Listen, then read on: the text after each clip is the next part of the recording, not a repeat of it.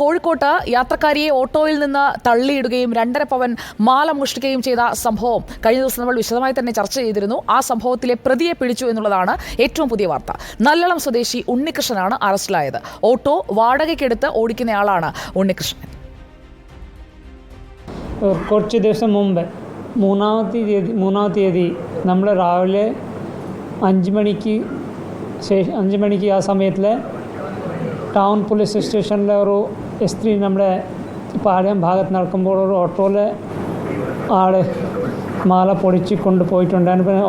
ഈ സ്ത്രീ താഴെ വീണപ്പോൾ പറ്റി അതിൽ ബന്ധപ്പെട്ട പത്രത്തിൽ കുറേ ശാസ്ത്രീയമായിട്ട് അന്വേഷണം നടത്തിയ ഇന്നലെ നമ്മളെ പിടിച്ചിട്ടുണ്ടായിരുന്നു. ഈ പ്രതി ഒരു ഉണ്ണികൃഷ്ണൻ നല്ലളം ലിമിറ്റിൽ താമസിക്കുന്ന ആളാണോ. ഇയാൾ സാധാരണ രാത്രി കാലഘട്ടത്തിലാണോ ഓട്ടോ ഓടിക്കുന്നത്.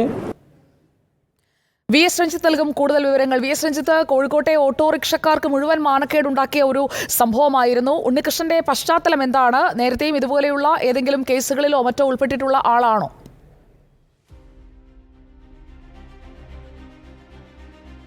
ഒന്ന് രണ്ട് കേസുകളുണ്ട്. ഒരു സ്ഥിരം കുറ്റവാളി എന്ന് പറയാൻ സാധിക്കില്ല. അതുകൊണ്ട് തന്നെ പോലീസിന് വലിയ തോതിൽ തലവേദനയായി ഈ പ്രതിയിലേക്ക് എത്താൻ വേണ്ടി.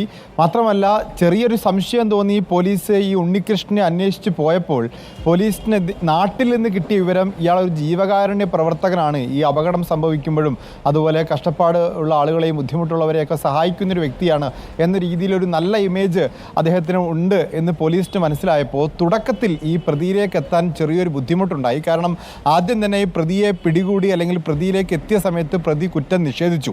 ആ സമയത്ത് പ്രതിയെക്കുറിച്ച് നാട്ടിലൊക്കെ അന്വേഷിച്ചു, സ്ഥിരം കുറ്റവാളിയാണോ എന്ന മട്ടിൽ. അപ്പോൾ ഇങ്ങനൊരു ഇമേജ് കൂടി പ്രതിക്കുള്ളത് കൊണ്ട് ആണ് ഒരു കുറച്ച് ദിവസം ഈ പ്രതിയെ പിടികൂടാൻ, അറസ്റ്റ് ചെയ്യാൻ വേണ്ടി താമസിച്ചത്. പിന്നീട് ശാസ്ത്രീയമായ തെളിവുകളൊക്കെ ശേഖരിച്ച ശേഷമാണ് ഉണ്ണികൃഷ്ണൻ തന്നെയാണ് പ്രതി എന്ന് പോലീസ് നിഗമനത്തിലെത്തിയത്. അതിൻ്റെ അടിസ്ഥാനത്തിലാണ് ഇന്ന് അറസ്റ്റ് രേഖപ്പെടുത്തിയത്. ഉണ്ണികൃഷ്ണൻ രാത്രി കാലങ്ങളിലാണ് ഓട്ടോ ഓടിക്കുന്നത്. അതും പകൽ സമയത്ത് ഓട്ടോ ഓടിക്കുന്ന ആളുടെ ഓട്ടോ വാടകയ്ക്കെടുത്ത് രാത്രി ഓടിക്കുകയാണ് ചെയ്തിട്ടുള്ളത്. ഈ ഉണ്ണികൃഷ്ണൻ രാത്രി ഓട്ടോ ഓടിക്കുമ്പോൾ സാധാരണ ഓട്ടോ ഓടിക്കുന്ന ആളുകൾ ഓരോ പോലീസ് സ്റ്റേഷനിൽ എത്തി ഒപ്പിടേണ്ടതുണ്ട്. ഉണ്ണികൃഷ്ണൻ അങ്ങനെ പോലീസ് സ്റ്റേഷനിൽ ഒപ്പിട്ടിട്ടില്ല എന്നുള്ളത് കൂടിയുണ്ട്.